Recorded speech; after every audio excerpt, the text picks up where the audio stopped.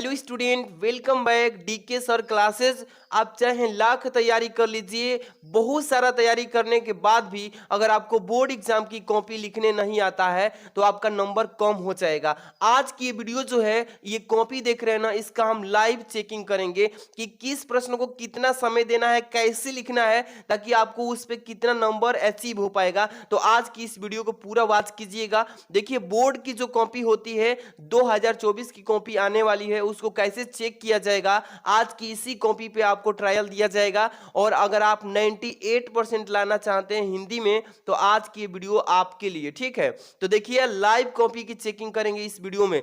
Live हम एक एक प्रश्न को चेक करके बताएंगे कि क्या गलती नहीं करना है, क्या सही करना है। बहुत सारे बच्चे गलती करते हैं तो उनका नंबर कम हो जाता है। तो 98% लाना है तो ये वीडियो लाइव चेकिंग कॉपी वाली देख लीजिए। और टॉपर ऐसे ही लिखते हैं जिस तरीके से इस कॉपी में लिखा गया है, इसकी चेकिंग आज लाइव किया जाएगा। और मुफ्त में जिस तरीके से इस कॉपी में लिखा गया है ऐसे अगर आप लिखते हैं तो मुफ्त में मैं बात कर रहा हूं कि 20 से 30 नंबर आप ला सकते हैं, ठीक है ना।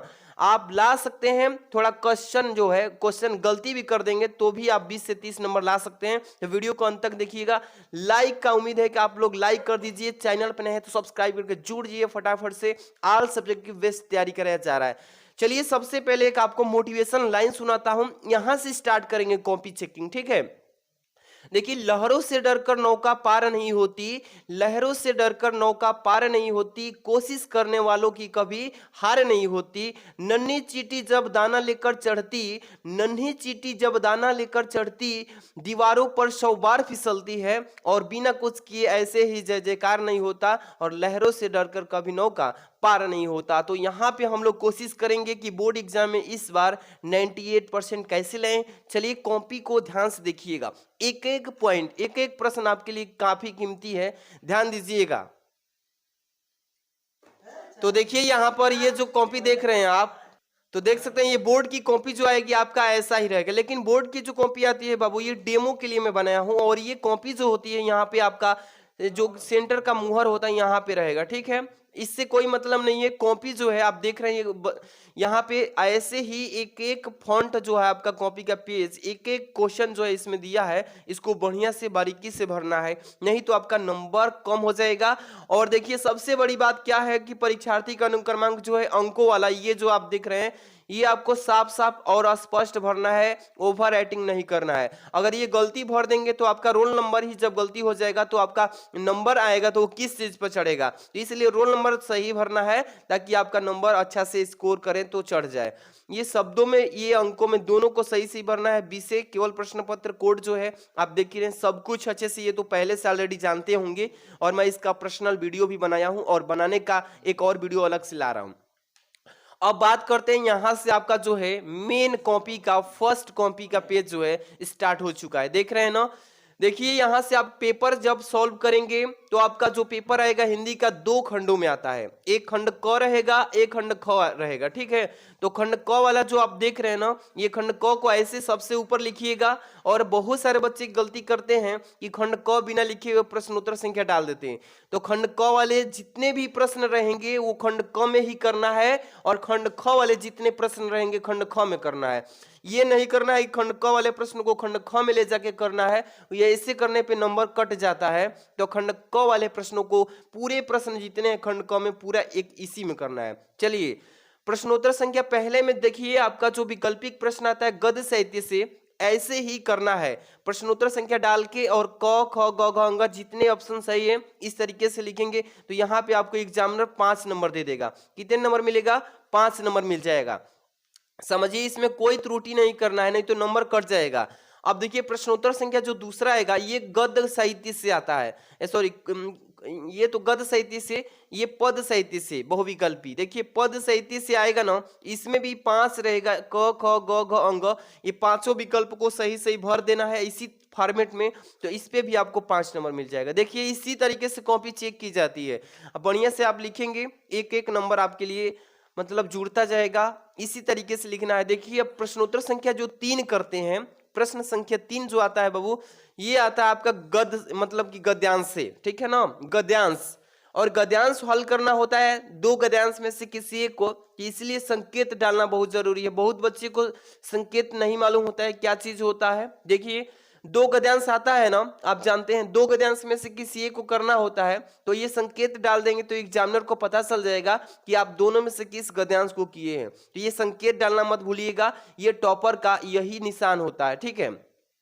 उसमें 5 क्वेश्चन रहेंगे, क ख ग घ अंग, यानी 5 प्रश्न रहेगा गद्यांश में। सबसे पहले एग्जामिनर क्या देखता है मतलब गद्यांश सॉल्व करते समय कि जो प्रश्न किया है लड़का वो सही मतलब स्पष्ट लिखा है कि नहीं जवाब। इस तरीके से अगर लिखेंगे तो आपको नंबर में कोई भी कमी नहीं रहेगी, ठीक है। देखिए देख रहे हैं ना ये पेन। अब इसके बाद देखिए ख वाला जो प्रश्न है आपका ये भी सही है, तो इसी तरीके से साफ साफ ख लिख के और पूरा जो प्रश्न कह रहे हैं टू द पॉइंट लिखना है, ज्यादा चढ़ा बढ़ा के भी प्रश्न का आंसर नहीं देना है। इस तरीके से ग नंबर में भी जैसे प्रश्न पूछेगा वैसे जवाब देना है, ठीक है। इसी तरीके से एग्जामिनर आपकी कॉपी को चेक करता है। रेखांकित अंश की व्याख्या जो लिखा है बच्चा देखिए पूरा साफ साफ, जहाँ पे ब्लैक पेन का यूज करना है ब्लैक पेन से भी लिखा गया है। देखिए अंग नंबर, लास्ट में ये प्रश्न पूछ दिया कि पाठ का नाम लेखक का नाम, तो इस तरीके से करेंगे तो ये कितने नंबर का है आपका, ये 10 नंबर का केवल गद्यांश आता है। तो एग्जामिनर क्या करता है कि बच्चों को फुल नंबर दे देता है, अगर कहीं भी त्रुटि नहीं रखेंगे तो आपको 10 नंबर मिल जाएगा, ठीक है ना। इसी तरीके से ये गद, अब यहां से पद यानी कि जो पद्यांश आता है इसका आंसर कैसे लिखना है समझिए। ये प्रश्न संख्या 4 में आता है, इसको बोर्ड एग्जाम में कैसे लिखना है, प्रश्नोत्तर संख्या, ठीक है ना, इस तरीके से लिखना है। और एक गलती अभी आपको नहीं करना है, वो चीजें मैं लास्ट तक बताऊंगा। देखिए ये पद साहित्य से आता है ना पद्यांश, देखिए ये संकेत आपको डालना है, दो पद्यांश में से किसी एक को करना है तो संकेत डालेंगे, जैसे कहते आए थे, ये डॉट डॉट करके ये लास्ट में ये लिख देना है, ये पद्यांश का संकेत हो गया। अब यहाँ पे पद्यांश में जो प्रश्न पूछा है 5 प्रश्न रहेंगे, ये पांचों प्रश्नों को सही सही साफ साफ आपको लिखना होगा। एग्जामिनर इसी को ध्यान रखता है, तब जाके आपको नंबर देता है। कहीं गलती लिख देंगे कोई वर्ड तो वो नंबर काट देता है, ठीक है ना। तो इस तरीके से बढ़िया से लिखेंगे तो आपका एक एक क्वेश्चन को ध्यान में रख करके कॉपी चेक की जाती है। देखिए रेखांकित अंश की व्याख्या अंडरलाइन कर देंगे तो और बेस्ट दिखेगी। इस तरीके से आपका फुल नंबर यहाँ पे 10 नंबर मिल जाएगा, ठीक है। अब देखिएगा किस जगह पे आपका नंबर कटता है, अभी हम बताने वाले हैं कहां पे कटने वाला है, इसी वीडियो में जानकारी मिलेगा, ठीक है। देखिए प्रश्नोत्तर संख्या 5 में आ चुके हैं क्योंकि 4 खत्म हो चुका है। 5 वाला जो है लेखक का जीवन परिचय साहित्यिक परिचय लिखने के लिए आता है। देखिए ये देखिए बहुत बच्चे को ये जानकारी नहीं होता है, जैसे प्रश्नोत्तर संख्या 5 का लिख रहे हैं तो लेखक का जीवन परिचय है, तो ये पहले ही ऑप्शन में किसका है, 3 ऑप्शन देता है ना, 3 ऑप्शन कि तीनों ऑप्शन में से किस पे आप लिखना चाहते हैं।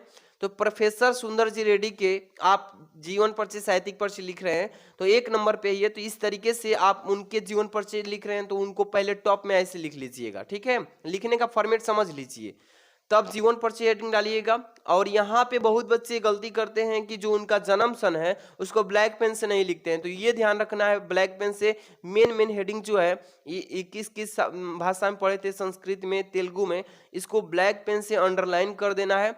किस सन में इनका डेथ हुआ था इसको भी ब्लैक पेन से लिख देना है। देख रहे हैं ना, इस तरीके से साफ साफ लिखेंगे तो आपको यहाँ पे नंबर मिलेगा, ठीक है ना।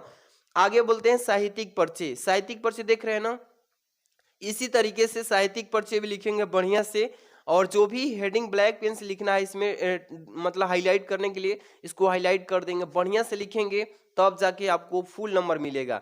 देख रहे हैं ना, ये रचना लिखा है इसमें, तो रचना भी इस तरीके से लिखेंगे तो आपको कितना नंबर मिलेगा, 5 नंबर। फुल में फुल मिलेगा। इधर एग्जामिनर फुल नंबर देता जाता है लेकिन कहाँ नंबर काट देता है अभी हम आगे आपको बताएंगे, एक एक प्रश्न से रूबरू कराने वाले हैं ताकि आप लोग समझ लीजिए कि कैसे कॉपी चेक करती है, क्या हम गलती अगर करके आएंगे तो नंबर कट जाएगा, ये सावधानियां इसी में चेक मतलब कि बता देते हैं। चलिए प्रश्नोत्तर संख्या 5 के ख, देखिए 5 के ख वाला जो है ये कवि का जीवन परिचय साहित्यिक परिचय लिखने के लिए आता है, और 5 के ख में ये 2 नंबर ऑप्शन वाला बच्चा किया है। देखिए जैसे कि सुमित्रा नंदन पंत का यहाँ पे जीवन परिचय साहित्यिक परिचय लिखा है, तो ऐसे ही लिखिएगा एकदम बेस्ट, और सभी बच्चों से आपकी कॉपी सुंदर दिखेगी, ठीक है ना, एक झलक दिखेगी अलग में। तो वही यहाँ पे लिखेंगे जीवन परिचय। जीवन परिचय हेडिंग डालेंगे ब्लैक पेन से, उनका सनम सन जो है जन्म वाला, यहाँ पे मृत्यु सन जो है ब्लैक पेन से। और एग्जामिनर आपको ये ध्यान देते हुए फटाफट से यहाँ ध्यान देता है, और ज़्यादा नहीं पड़ता है, क्योंकि बहुत सारी कॉपियों को चेक करना होता है दिन भर में, तो फटाफट से एक कॉपी को मतलब कि 10 से या 12 रुपये लेता है, तो जल्दी जल्दी कॉपियों को चेक की जाती है, लेकिन मेन पॉइंट पर ध्यान देता है कि क्या ये मतलब सही लिखा है या गलती लिखा है, तो वो ध्यान यहाँ पे देगा, यहाँ पे देगा, और 2-3 वर्ड को देखेगा गलती तो नहीं है, तब से कॉपी चेक करता जाएगा। आपको इसीलिए मैं बोल रहा हूँ कि मेन चीज जो है ना, इस पे ध्यान देकर अच्छे से लिख के आना है। साहित्यिक परिचय जो है सुमित्रानंदन पंत जी का हेडिंग लगा के लिखा गया है, इसमें देख रहे हैं ना, बढ़िया से सुंदर तरीके से एकदम छाप के लिखना है कि ताकि कोई भी मिस्टेक ना हो। और आप देखिए सन जो है आप ब्लैक पेन से लिखिएगा, ये जो भी चीजें हैं मेन इसको हाईलाइट कर देना इस तरीके से। यहाँ पे देखिए ये रचनाएं जो है इसका प्रमुख कृतियां निम्नलिखित हैं, ये रचना जितने भी आप देख रहे हैं पूरे अच्छे से लिख देना है, तो आपको यहाँ पे फुल नंबर 5 नंबर भी मिल जाएगा, यानी कि एक भी नंबर अभी तक नहीं कटा है। आगे देखते हैं, टॉपर ऐसे लिखते हैं तभी फुल में फुल लेकर जाते हैं, तो 98-99% लेकर आ जाते हैं। आप भी अच्छे से लिखेंगे तो आप मतलब फुल में फुल ला सकते हैं, ठीक है। आप देखिए यहाँ पे जो आपका प्रश्नोत्तर संख्या आएगा 6 नंबर, 6 नंबर देख रहे हैं ना, ये आता है आपका कहानी का सारांश लिखने के लिए, ठीक है। जैसे पंच स्लाइड पे लिखने के लिए आया है, तो पंच स्लाइड पे ये बच्चा लिखा है, तो इसके बारे में कैसे लिखना है, क्योंकि 5 नंबर का ये प्रश्न में आता है, 5 नंबर मिलेगा इसको करेंगे तो। पंचलाइट हेडिंग डाल लीजिएगा ऊपर, इसके बारे में अच्छे से लिख देंगे। पंचलाइट रेणु जी की आंचलिक कहानी है, कहानी में बिहार के एक पिछड़े गांव के परिवेश का सुंदर चित्रण प्रस्तुत किया गया है। मतलब इस तरीके से सही सही सरल शब्दों में लिखेंगे। स्पेस पर भी ध्यान रखना है आपको, एक एक मतलब की पॉइंट पे कि कैसे लिखना है। स्पेस पे ध्यान देना है कि ज़्यादा गैप भी नहीं लेना है और ज़्यादा नज़दीक भी नहीं लेना है, मतलब कि एकदम सटीक दूरी होनी चाहिए, तो आपको यहाँ पे नंबर मिल जाएगा, 5 नंबर मिलेगा, ठीक है। साफ साफ लिखेंगे बस, मतलब ध्यान यही रखना है कि कोई मिस्टेक नहीं करना है किसी वर्ड में, ठीक है। आगे की तरफ बढ़ रहे हैं, देखिए ध्यान से। एक चीज मैंने यहाँ पे मेंशन नहीं किया है, वो चीज क्या है, देखिए प्रश्नोत्तर संख्या जो 7 आएगा ना, 7 नंबर यहाँ पे लिखने के लिए बता दिया हूँ। प्रश्नोत्तर संख्या जो आपका आएगा, देखिए बता रहा हूँ, प्रश्नोत्तर संख्या जो आपका 7 नंबर आएगा, ये आता है आपका स्वपठित खंड काव्य के आधार पे। जो आता है वो क्या आता है, खंड काव्य के आधार पे, वो मतलब आपके जिले में कौन सा याद करने के लिए बोला जाता है, आप उसके हिसाब से लिखते हैं। तो यहाँ पे मैं उस प्रश्न को नहीं मेंशन किया हूँ, आपके लिए मैं बता दूंगा वो, क्योंकि वो 5 नंबर का होता है, ठीक है ना। तो आप 5 नंबर या 3 नंबर 5 नंबर का ही होता है, तो उसको आप अपने जिले वाइज याद कर लीजिएगा, उस पर भी आप बढ़िया से लिखेंगे तो फुल नंबर मिल जाएगा, ठीक है।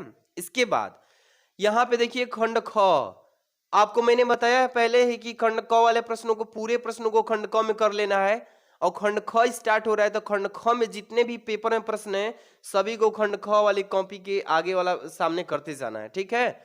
चलिए देख रहे हैं ना, खंड ख स्टार्ट हो चुका है, तो सबसे ऊपर उसको लिखेंगे खंड ख। इसके बाद प्रश्नोत्तर संख्या 8 से स्टार्ट होने वाला है इसमें, और खंड क यानी यहाँ से खंड ख से प्रश्नोत्तर संख्या 8 के क से स्टार्ट हो रहा है। इसमें आपको संस्कृत में गद्यांश दिया होता है, क्या देता है, संस्कृत में गद्यांश दिया होता है, उसको सॉल्व करना होता है। चलिए इससे पहले एक मोटिवेशन लाइन सुनाना चाहता हूं, ध्यान दीजिएगा कि जीत के खातिर जुनून चाहिए, जीत के खातिर जुनून चाहिए, जिसमें उबला हो ऐसा खून चाहिए, ये आसमां भी आएगा जमीन पर, ये आसमान भी आएगा जमीन पर, बस इरादों में जीत की गुंज चाहिए। तो यहाँ से आपको मोटिवेशन लाइन सुनाने के बाद स्टार्ट करते हैं खंड ख से क्वेश्चंस को, ठीक है। देख रहे हैं ना, ये आपको संस्कृत में गद्यांश दिया रहेगा सेम, और जैसे ही 2 गद्यांश रहेंगे उसमें से संकेत डालना है कि कौन सा गद्यांश आप कर रहे हैं, तो संकेत डाल लीजिएगा, बेहतरीन तरीका यही है, ठीक है। और यहाँ पे संदर्भ लिखना होता है, संदर्भ लिखते हैं तो 2 नंबर मिल जाता है। संदर्भ में मेन चीज क्या होता है कि किस भाग से लिया गया है, तो संस्कृत भाग को ब्लैक पेन से लिखते हैं, और किस पार्ट से लिया गया है तो आत्मज्ञ एवं सर्वज्ञ पार्ट से लिया गया है। तो यही जो 2 पॉइंट है इसको ब्लैक पेन से लिखना होता है, अब यहाँ पे 2 नंबर मिल जाता है, ठीक है। इसके बाद अनुवाद करना है, जैसा संसाधनों का जीवन होता है वैसा ही तुम्हारा भी जीवन होगा, धन से अमरता की आशा नहीं की जाती। तो मतलब इसको अच्छे से, इसी चीज को जो गद्यांश दिया संस्कृत में उसको हिंदी में अनुवाद कर देते हैं तो यहाँ पे मिल जाएगा। यहाँ पे मिलते हैं आपको 5 नंबर केवल अनुवाद पे। तो 2 और 3 कितने नंबर मिल जाएगा बाबू?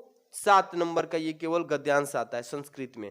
आगे बढ़ते हैं, ये आपका प्रश्नोत्तर संख्या 8 के ख, ये आपका संस्कृत में आता है श्लोक। जैसे कि आप जानते हैं श्लोक भी 2 आता है जिसमें से केवल एक को करना होता है, तो ऐसे लिखिएगा, प्रश्नोत्तर संख्या लिख लीजिएगा, 8 के ख लिखिएगा, संकेत में जो दिया है वैसे लिख लीजिएगा।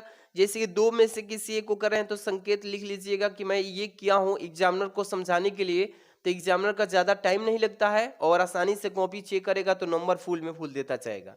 तो ये संकेत हो गया। इसके बाद संदर्भ लिखेंगे उस श्लोक का कि प्रस्तुत श्लोक हमारी पाठ्य पुस्तक के संस्कृत भाग में संकलित महामानव मालवीय नामक पाठ से उद्धृत है। तो इस पे आपको कितने नंबर मिलेगा? 2 नंबर मिल जाएगा, ठीक है। इसके बाद अनुवाद करेंगे उस श्लोक को हिंदी में, तो जन सेवा में तत्पर रहने वाला महापुरुषों की जय हो, जिनके यशस्वी शरीर को कहीं भी वृद्धावस्था और मृत्यु का भय नहीं होता। तो इसको लिखेंगे अनुवाद जो है, इस पे आपको 5 नंबर मिलेगा। टोटली कितने नंबर मिल जाएगा? 7 नंबर केवल श्लोक पे। तो इस तरीके से लिखेंगे तो एक भी नंबर नहीं कटेगा। अब हम बताएंगे आगे कि कहाँ नंबर कटने वाला है, ठीक है। यहीं से स्टार्ट हो रहा है आपका नंबर। प्रश्नोत्तर संख्या यहाँ से 9 का क स्टार्ट हो चुका है। ये देखिए मुहावरा या मूल्योक्तियां जो आता है ना, ये पेपर में आएगा तो ये देखिए 2 नंबर का आता है बाबू। कितने नंबर का? 2 नंबर का। ये 9 का क 4 विकल्प दिया रहेगा, तो किसी चारों में से एक पे क्या करना होता है, समझिए मेरी बात को। कह रहा है कि किसी एक को कीजिए, क्या करना है, उसका पहले अर्थ लिखना है। अर्थ लिख लेंगे तो उसी चीज को वाक्य में प्रयोग करते हैं, तो एक एक दोनों पे मिल जाएगा तो 2 नंबर मिल जाता है। जिसे अपने पैरों पर खड़ा होना, अपने पैरों पर खड़ा होना का अर्थ लिखेंगे, इसका मतलब होता है स्वावलंबी होना। तो इस पे आपको 1 नंबर मिल गया, केवल इतने पर ही अर्थ लिख दिए। तो अब वाक्य में प्रयोग करेंगे इसी चीज को। प्रयोग लिखेंगे, यश के माता पिता उसकी शादी करना चाहते थे, लेकिन उसने कहा कि जब तक वह अपने पैरों पर खड़ा नहीं होगा तब तक शादी नहीं करेगा। तो इस पे भी 1 नंबर मिल गया। तो इसी तरीके से लिखते हैं तो आपको कितने नंबर मिल जाता है? 2 नंबर। ये होता है मुहावरा लोकोक्तियां, ऐसे ही लिखना होगा पेपर में। आगे बढ़ते हैं, देखिए 10 नंबर पेपर में प्रश्न इस बार सिलेबस में थोड़ा चेंजिंग हुआ है। तो ये जो 10 प्रश्नोत्तर संख्या 10 का आएगा बाबू, ये आएगा आपका 10, ये पहले न्यू मतलब ओल्ड ये थी वाला है, मतलब 10 नंबर प्रश्न जो है चेंज हो चुका है। इस बार अपठित गद्यांश आएगा, तो ये वाला नहीं करना है इस बार, ये दोनों हट गया है। क्या क्या हटा है? यानी कि संधि विच्छेद हट गया है इस बार, और विभक्ति वचन दोनों नहीं आएगा इस बार, दोनों हटा दिया है। और इसके जगह पे अपठित गद्यांश आया है, उसी को हल करना है। पढ़ना है गद्यांश को, उसमें से आंसर उसको लिखना है, ठीक है। तो उस पे करेंगे तो 5 नंबर मिल जाएगा।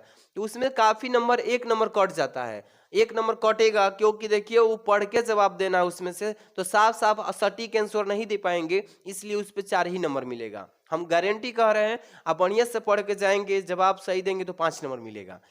तो ये आगे बढ़ते हैं, 11 नंबर प्रश्नोत्तर संख्या आप देख रहे हैं ना, प्रश्न संख्या 11, ठीक है। तो ये प्रश्न संख्या 11 में क्या होता है कि देखिए सही शब्द का युग्म का चयन करना होता है, तो इसमें 2 करना होता है, तो 2 करेंगे, 2 नंबर। देखिए निडर और दोनों इसका कर लेंगे, एक भाग और किरण इसका अर्थ लिखना था, तो यहाँ पे मिल जाएगा नंबर, फुल नंबर मिलेगा इस पे। कोई क्योंकि विकल्प चुनना होता है इसमें, तो विकल्प चुनने वाला में कोई नंबर नहीं कटता है, ठीक है। इसके बाद प्रश्नोत्तर संख्या 11 के ख में आएंगे, तो ये देखिए क्या होता है कि ये प्रवाची बोलते हैं, इसी को अनेकार्थी बोला जाता है। जैसे बोलेगा कि 3 ठे दे देगा शब्द, उसमें से कहेगा तीनों में से किसी एक पर 2 प्रवासी शब्द बताइए। जैसे काल लिखा है ना, काल का 2 अर्थ बता दीजिए। काल का मतलब समय होता है, मृत्यु भी होता है, तो ये 2 लिख दिए ना, तो आपको कितना नंबर मिल गया? 2 नंबर मिल गया। इसी तरीके से करेंगे। आगे बढ़ते हैं प्रश्न संख्या 11 के ग पे, ठीक है। एक एक प्रश्न पे ध्यान देना है आपको। प्रश्नोत्तर संख्या 11 के ग पे आ चुके हैं, देखिएगा। अब लिखा है ना अगणनीय, अगणनीय लिखा है ना, अब यहाँ पे द्वाग्नी, तो ये प्रश्न का उत्तर है, क्योंकि देखिए लिखने का तरीका जो है इसमें विकल्प दिया रहता है, विकल्प जो सही होता है उसी को लिखा गया है इसमें, तो इस तरीके से लिखेंगे तो 2 नंबर मिल जाएगा। इस तरीके से प्रश्नोत्तर संख्या 11 के घ पे आ चुके हैं। ये आता है आपका बाबू, देखिए अशुद्ध शब्द दिया रहेगा, अशुद्ध शब्द दिया रहेगा, उसको शुद्ध करके लिखा जाता है। जैसे कि तुलसीदास ईश्वर के पक्के भक्त थे, तो ये शुद्ध करके लिखा गया है। 2 प्रश्नों को शुद्ध करके लिखना जाता है तो 1-1 नंबर दोनों पे मिलता है, तो ये कितने नंबर का हो जाएगा, 2 नंबर। इसी तरीके से बढ़िया से लिखेंगे तो 1-1 नंबर आपका जुड़ता जाएगा, कटेगा नहीं। ये देखिए मैंने 11 के ग 2-2 बार लिख दिया है, यही चीज, इसको हटा देते हैं। चलिए 11 का घ भी हो गया। यहाँ पे देखिए 12 से स्टार्ट हो रहा है, 12 के क से स्टार्ट हो रहा है बाबू। ये आता है आपका मतलब कि क्या आता है, रस से, यानी वीर रस में। देखिए रस में लिखना है तो ये 2-2 नंबर मिलेगा। कैसे मिलेगा, जैसे वीर रस है ना, प्रश्नोत्तर संख्या डाल के क लिख के वीर रस का परिभाषा लिखेंगे। वीर रस का परिभाषा साफ साफ सटीक में लिखेंगे तो आपको यहाँ पे 1 नंबर मिल जाएगा। अब यहाँ पे उदाहरण जब लिखेंगे तो 1 नंबर फिर मिलेगा, तो 2 नंबर मिलेगा। उदाहरण साफ साफ लिख दीजिएगा, यहाँ पे 1 नंबर 1 नंबर कितना नंबर मिलेगा आपको, वीर रस पे 2 नंबर मिल जाएगा। इसी तरीके से नंबर जुड़ता जाता है। बढ़िया से तैयारी करेंगे ना तो बोर्ड एग्जाम में छाप के आएंगे। ठीक, चलिए प्रश्नोत्तर संख्या 12 के ख में आएंगे तो ये आपका अलंकार होता है। अलंकार में क्या होता है कि 2 दिया रहता है, दोनों में से किसी एक पे लिखा जाता है। जैसे कि ये बच्चा जो है यमक पे लिखा है तो लिखा है कि जब तक ही शब्द 2 से अधिक बार आता है, मतलब जब कोई भी मतलब एक ही शब्द 2 से अधिक बार आ जाता है तो जिसका अर्थ विभिन्न प्रयुक्त होता है तो वहां पर यमक अलंकार हो जाता है। इसको ऐसे लिख लेंगे तो 1 नंबर मिल गया। उदाहरण भी लिख लिए तो 1 नंबर, यानी कि टोटली 2 नंबर मिल गया। ठीक है ना, इस तरीके से हेडिंग छाप छाप के लिखिएगा तो आपका 1 भी नंबर नहीं कटेगा। टॉपर की कॉपी है, आप देख रहे हैं ना। प्रश्नोत्तर संख्या 12 के ग पे आ गए हम। ये क्या होता है, ये आपका छंद होता है, जिसे चौपाई पे लिखा गया है, चौपाई पे। ठीक है ना, जो चौपाई सममात्रिक छंद है जिसमें 4 चरण होते हैं और प्रत्येक चरण में 16 मात्राएं यानी कि होती है। अंत में जगण्य होता है, यानी इस तरीके से इसका मात्रा दर्शाया गया है, अथवा तगण्य इस तरीके का प्रयोग नहीं होता है। तो इस तरीके से आपको 1 नंबर यहाँ पे मिलेगा। और उदाहरण जो लिखा है इसमें मात्राएं को साफ साफ दर्शाएंगे, यहाँ पे सही हो जाएगा तो 1 नंबर। ये 1-1 कितने नंबर, 2 नंबर। तो 12 नंबर प्रश्न जो आता है आपका 6 नंबर का आता है, 2-2-2-2 नंबर करके इस तरीके से आता है। ये जो देख रहे हैं ना बाबू, ये है आपका क्या, निबंध। अब बता रहे हैं कि निबंध को कैसे लिख करके आना है, छाप छाप करके। देख रहे हैं ना, पर्यावरण प्रदूषण पर। ठीक है, पर्यावरण प्रदूषण देख रहे हैं ना, इस पे आपको अच्छे से छाप के लिखना है। जैसे कि देख रहे हैं ना, पर्यावरण प्रदूषण पे लिखेंगे तो आपको 9 नंबर मिलेगा। और कैसे लिखना है, क्या करते हैं तो आपका नंबर कट जाता है। आपको नंबर नहीं कटना है, पहले लिखने का तरीका समझिए, फॉर्मेट। ये पर्यावरण प्रदूषण बहुत बार पेपर में भी आया है, लिखने का तरीका समझ लीजिए। सबसे पहले प्रदूषण का अर्थ लिखेंगे, प्रदूषण का अर्थ लिखेंगे इस तरीके से, बढ़िया से लिख देंगे ना, बहुत अच्छे से लिखेंगे तो आपका नंबर नहीं कटेगा। यहाँ पे प्रदूषण के प्रकार कितने प्रकार का होता है इतना लिख देंगे। ठीक है, अब इसका प्रकार लिखने के बाद एक एक मतलब कि हेडिंग लगा के इसका, जैसे यहाँ पे वायु प्रदूषण लिखा गया है ना, इसके बारे में थोड़ा सा परिभाषा लिख देंगे, इसके बारे में इनकी जानकारी लिखेंगे। इसके बाद जल प्रदूषण है ना, इसके भी बारे में, जल प्रदूषण के बारे में लिख देंगे हेडिंग लगा लगा के। इसके बाद ध्वनि प्रदूषण, रासायनिक प्रदूषण, अगर इसमें नंबर, इसमें अगर छोड़ देते हैं हेडिंग तो नंबर कट जाता है। देखिए जैसे कि ध्वनि प्रदूषण लिखे हैं, यहाँ पे थोड़ा हम पेंसिल से पढ़ाए भी हैं, इसको तरीका बता रहे हैं कैसे लिखेंगे तो आपका नंबर नहीं कटेगा। ठीक है, तो ध्वनि प्रदूषण जो है इसको अच्छे से लिखेंगे इस तरीके से। अब इसके बाद जो है रासायनिक प्रदूषण, हेडिंग डाल डाल के लिखना है। लास्ट में प्रदूषण के प्रकार, ये जो देख रहे हैं इस तरीके से लिख लेंगे हेडिंग डाल के। अब यहाँ पे प्रदूषण की रोकथाम, ये जो है इतना लंबा लिखना होता है क्योंकि 9 नंबर का ये प्रश्न है। प्रदूषण की रोकथाम इस तरीके से लिख लेंगे। लास्ट वाला जो हेडिंग है उपसंहार, इस पे लिखेंगे उपसंहार को बढ़िया से निचोड़। तो आपको यहाँ पे कितना नंबर देगा एग्जामिनर, 7 नंबर देगा। कितने नंबर बाबू, 7 ही नंबर देता है। क्योंकि देखिए प्रदूषण वाला जो आप लिखे हैं तो कोई सटीक और पूरा साफ साफ नहीं लिखे हैं, फिर भी आपको 7 से 8 नंबर कर सकता है। ऐसे ही करते करते मतलब कि 2 से 3-4 नंबर कट जाता है, मतलब 4 से, मतलब अधिक से अधिक 4 से 5 नंबर। टॉपर जो होते हैं ना उसका 4 या 3 नंबर कट जाता है, क्योंकि यहाँ से कट जाएगा। एक निबंध जो लिख रहे हैं इसमें कट जाएगा 1 से 2 नंबर। एक पत्र लेखन मैं अभी नहीं बताया इस वीडियो में, पत्र लेखन से आपका 1 नंबर कट जाता है। इस तरीके से टॉपर जो होते हैं ना बहुत बढ़िया से तैयारी भी करके जाते हैं, कितना भी अच्छा से तो उनका 2 से 3 नंबर कट ही जाता है। आपको क्या करना है, जो बच्चे को बढ़िया से तैयारी नहीं होता है, क्या होता है ऐसे तो लिखते हैं लेकिन कोई कोई प्रश्न जो है टाइमिंग मैनेजमेंट नहीं कर पाते हैं, तो कोई प्रश्न छूट जाता है उनसे। प्रश्न जब छूटेगा, मान लीजिए कोई 5 नंबर वाला ही प्रश्न आप छोड़ दिए, तो आप जितना किए हैं, मान लीजिए कि आप बोल के आएंगे कि मैं 80 नंबर का करके आया हूँ पूरा पूरा, आप प्रश्न भी तो छोड़ के आए हैं, तो 5 नंबर का छोड़ दिए तो 80 में से 5 कम होगा तो 75 नंबर मिलेगा।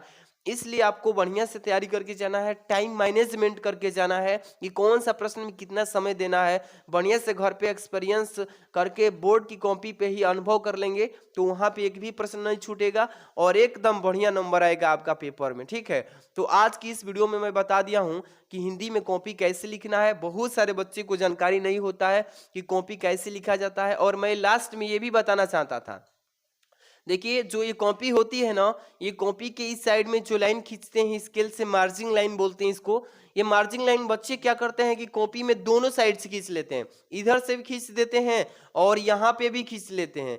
तो ऐसी गलती नहीं करना है, क्योंकि एग्जामिनर जो कॉपी चेक करता है वो जान जाता है कि बच्चा जो है ना, ये कॉपी को जल्दी जल्दी भरने के ट्रिक लगाया है। ठीक है, तो इस तरीके से नहीं करना है, एक साइड से बस बायां साइड में आपको स्केल के मतलब साइज लेना है और वहां पे स्केल से खींच लेना है। इसके बाद आपको कॉपी में ये सावधानियां बरतनी है कि आपको लास्ट में जितने भी कॉपियों का पेज है, तो यहाँ पे RN लिख लेना है। RN का मतलब रोल नंबर, जो आपका एडमिट कार्ड पे जैसे कि ये रोल नंबर हो गया ना, तो एक एक पेज पे RN लिखना है। RN लिखने का मतलब मैं बता देता हूँ क्यों लिखना है, क्या फायदा है, क्या इससे मतलब कि घाटा है आपका, ये चीजें आपको जानकारी होना चाहिए।